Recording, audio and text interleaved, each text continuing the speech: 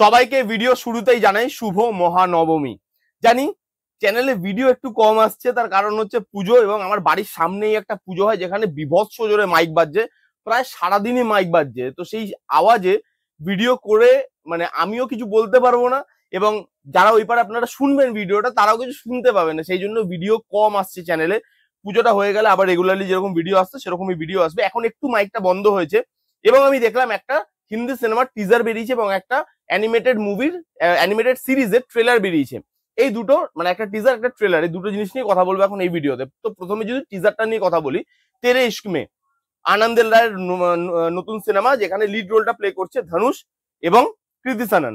তার টিজার বেরিয়ে গেছে, সেটা নিয়ে কথা বলবো এই ভিডিওতে। এর কিছু মানে বেশ কিছুদিন আগে এর গ্লিমসেস বেরিয়েছিল একটা, সেই গ্লিমসেসটা কিন্তু ভালো রেসপন্স পেয়েছিল অডিয়েন্সের থেকে। এবার তারা টিজারটাকে লঞ্চ করেছে এবং টিজারটাও এক কথায় অসাধারণ হয়েছে। এআর রহমান মিউজিক করছে। এখানে যেটা আমরা দেখতে পাচ্ছি যে একটা ছেলে একটা মেয়ে যারা দুজন দুজনকে খুব ভালোবাসে, ছেলেটা বানারসে গেছে তার বাবার অন্তিম কাজ করতে, মানে তার বাবার ক্রিমেশন করতে।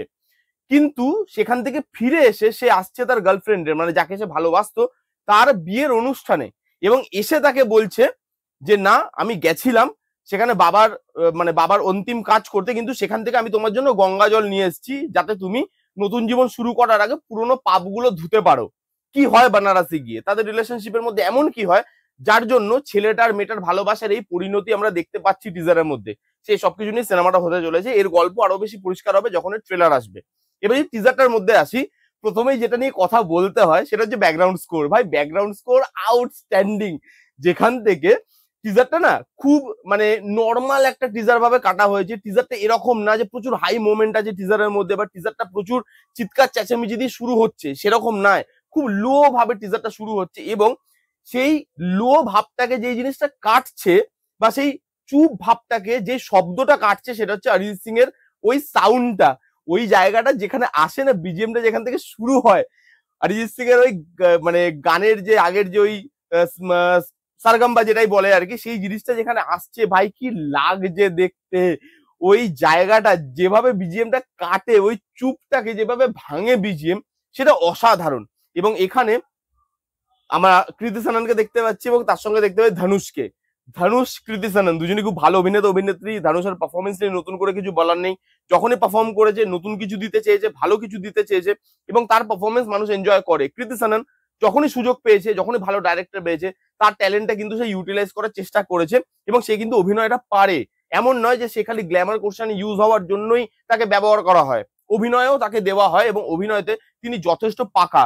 এই দুজন যখন আসছে একসাথে, দেখা যাক কেমন হয়। খুব ভালো লাগছে দেখতে, তাদের পারফরমেন্স ভালো লাগছে, যেভাবে জিনিসটাকে ডিজাইন করা হয়েছে। গল্প বেশি রিভিল করছে না।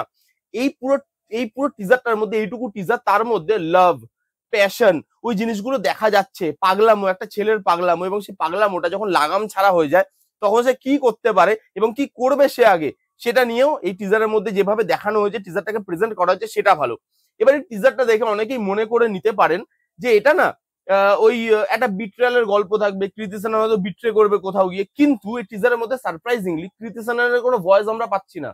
কৃতি সাননেরও তো কিছু বলার আছে। ধানুষ তাকে দোষ দিচ্ছে, কিন্তু সেটা একতরফা তো নয়, কৃতি সাননেরও কিছু বলার আছে। সেই বলাটা আমাদের থেকে লুকিয়ে রাখা হয়েছে, এবং সেটা ইন্টারেস্ট আরো বেশি হোল্ড করছে যে ভাই তাহলে কৃতি সাননের পার্টের গল্পটা কি, কি এমন হয়েছিল যার জন্য কৃতি সানন এই স্টেপটাকে নিচ্ছে। সে কি সত্যি বিট্রে করেছে, নাকি তাকে বিট্রে করতে হয়েছে, করতে হলেও কি কারণে করেছে, এই জিনিসগুলো দেখানো হচ্ছে। এবং তারপরে যেভাবে মোমেন্টস গুলো উঠে আসে সেটা দারুণ। যেভাবে দৌড়াচ্ছে একটা ছেলে, পাশ দিয়ে ধনুষ আসছে, বেলটা নিয়ে মারছে, ওই জায়গাটা হেভি। ডায়লগ খুব ভালো। একটা জায়গায় ধনুষ বলবে, একটা তো ওই ডায়লগটা আছে যে গঙ্গা জল নিয়ে এসেছি বানারস থেকে যাতে নতুন জীবন শুরু করার আগে পুরোনো পাপগুলো তোমার ধুতে পারি। আরেকটা জায়গায় বলবে कि मैं चाहता हूं कि शंकर तुम्हारे तुम्हारे घर में भी बेटा दे, क्योंकि तुमको पता चले कि अगर प्यार में कोई लड़का मरता है वो भी किसी का बेटा है।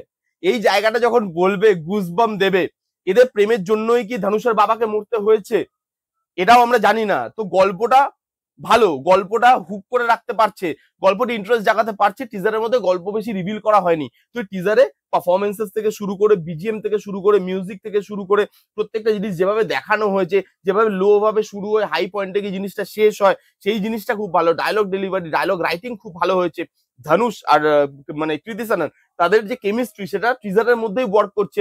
এবার দেখা যাক সিনেমাটা কেমন হয়। আনন্দ এল রায় ভালো ডাইরেক্টর, হ্যাঁ কিছু মুভি তার ওয়ার্ক করেনি অবশ্যই, কিন্তু সে ডাইরেক্টর ভালো। এবার দেখা যাক তার কামব্যাক হয় কিনা, ভালো একটা সিনেমা আমরা দেখতে পাই কিনা, সেটা তো ট্রেলার এলে সিনেমা হলে আমাদের কাছে পরিষ্কার হয়ে যাবে। আপাতত টিজারটা বেশ ভালো লেগেছে। নেক্সট যেটা নিয়ে কথা বলবো, মহাভারত নরসিংহা আপনারা সবাই জানেন এটা হিউজ সাকসেস পেয়েছে অ্যানিমেটেড মুভি, এবং সেই মুভি মানুষকে এমন একটা দিক খুলে দিয়েছে যে মানুষ এই অ্যানিমেটেড মুভি দেখতে চাইছে, এবং সেই জন্য নেটফ্লিক্স ডিসাইড করেছে এবার তারা অ্যানিমেটেড মানে সিরিজ একটা বার করবে। সেটা কি নিয়ে? সেটা মহাভারতের গল্পটাকে নিয়ে। নাম তারা দিয়েছে কুরুক্ষেত্র, এটা সিরিজ হতে চলেছে। এবং মহাভারতের গল্পটাকে আমাদের কাছে প্রেজেন্ট করেছে ধর্ম এবং অধর্মের লড়াই। শেষ অব্দি কি হয় সেটা আমরা সবাই জানি। মহাভারতের গল্প প্রত্যেকটা ভারতীয় পড়া, জানা, শোনা, নতুন করে বলার কিছু নেই। রামায়ণ মহাভারত এগুলো আমাদের রুট। তো সেই জিনিসগুলো, সেই মহাভারতটাকে নিয়ে আবার তারা অ্যানিমেটেড একটা সিরিজ প্রেজেন্ট করছে। এবং এর যে ট্রেলারটা বেরিয়েছে, ট্রেলারটা কাটা ভালো হয়েছে। কেন আমি বলছি, দেখুন ট্রেলারের মধ্যে এমন তো কিছু নয় যেটা আমাকে লুকিয়ে রাখতে হবে। মহাভারতের গল্প সবাই জানে, তো তারাও না চেষ্টা করেছে যে এই ট্রেলারটার মধ্যে কিছু লুকাবো না, মানে এরকম নয় যে লোক জানে না বা কোন একটা জিনিস যেটা আমি লোককে নতুন জানাচ্ছি, তা নয়। এখানে তারা সেই জিনিসটা করতে চায়নি। তারা দেখাচ্ছে যে গল্পটা কি, আমরা সেই গল্পটাকে প্রেজেন্ট করছি কিন্তু অ্যানিমেটেড ওয়েতে, এবং সেই জিনিসটা ভালো লাগছে দেখতে। অ্যানিমেটেড মানে সিরিজ বা সিনেমাতে সবসময় যেটা খুব ইম্পর্টেন্ট হয় সেটা হচ্ছে ডাবিং। যারা ডাব করছে তাদের ভয়েসটা কতটা প্রমিনেন্ট।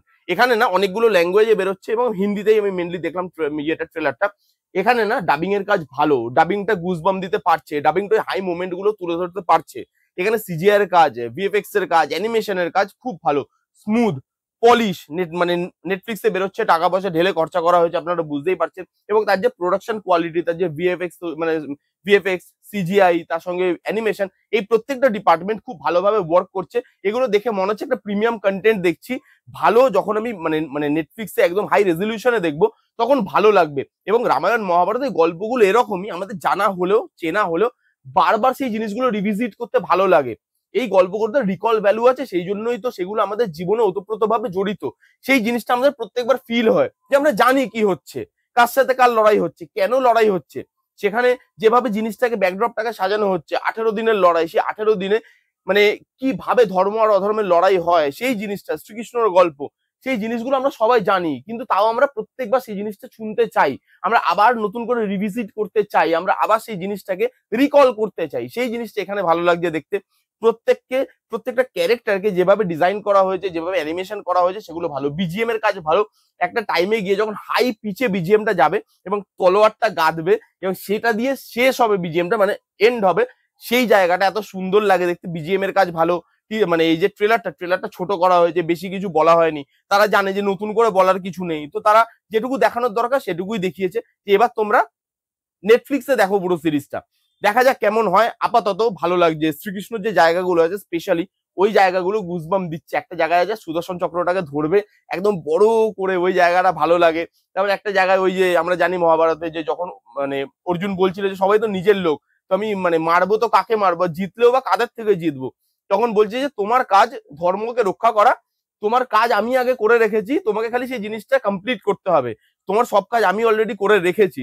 সেই জায়গাটা যখন মানে যখন সে শ্রীকৃষ্ণের আসল রূপটা দেখতে পাবে, সেই জায়গাটা যেভাবে এখানে দেখানো হয়েছে সেই জিনিসটা ভালো। মহাভারতের গল্প তো ইটসেলফ ভাই, প্রত্যেকটা মোমেন্টে গুজবাম জাগানোর গল্প।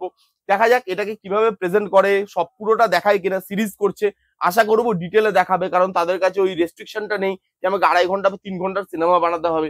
সিরিজ, নেটফ্লিক্সের সিরিজ বড় হয় তো তারা বড় ভাবে ডিটেলের সাথেই বানাবে, সব ছোট ছোট ডিটেল যেগুলো হয়তো মানে যারা বেসিক গল্পটা জানে তারা হয়তো ওই ডিটেল গুলো জানেও না, সেই ডিটেল গুলো যাতে দেখিয়ে পুরো ভালোভাবে সিরিজটাকে ডিজাইন করা হয় সেটাই আমি চাইবো। আপাতত ভালো লাগছে, ডাবিং থেকে শুরু করে, ভিজুয়াল থেকে শুরু করে, অ্যানিমেশন থেকে শুরু করে, বিজিএম থেকে শুরু করে আমার বেশ ভালো লাগছে। এই ছিল একটা টিজার আর একটা ট্রেলারের রিভিউ। কারা কারা দেখেছেন কমেন্ট করে জানান যে আপনাদের কিরকম লাগলো। যারা যারা দেখেননি জানিয়ে দেখুন, এবং কেমন লাগলো রিভিউটা জানাতে ভুলবেন না। ভালো লাগলে please give a Thums up, like করবেন, কমেন্ট করবেন, শেয়ার করবেন, চ্যানেলটাকে মাস্ট সাবস্ক্রাইব করবেন। দেখা হচ্ছে নেক্সট কোনো ভিডিওতে, ততক্ষণ bye bye, take care and be safe.